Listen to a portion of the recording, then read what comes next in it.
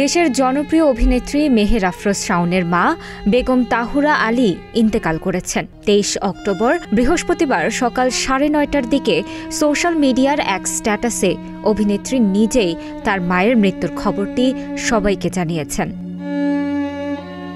Facebook পোস্টে শাওন লেখেন, নিশ্চয়ই আমরা আল্লাহর এবং নিশ্চয়ই আমরা তার কাছেই ফিরে যাব।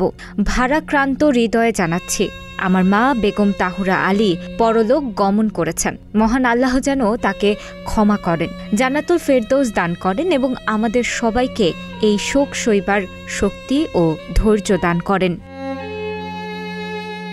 শাওন তার পোস্টে অনুরোধ জানিয়েছেন, সবাই যেন তার মায়ের রুহের মাগফিরাতের জন্য দোয়া করেন। এর আগে গত জুন মাসের শেষ দিকে মায়ের অসুস্থতার কথা জানিয়েছিলেন শাওন।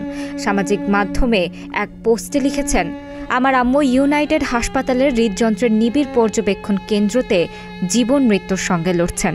শাওনের মা হারানোর ঘটনায় অভিনেত্রী দীপা খন্দকার, নির্মাতা সানি সানোয়ার সহ অনেকেই শোক প্রকাশ করেছেন।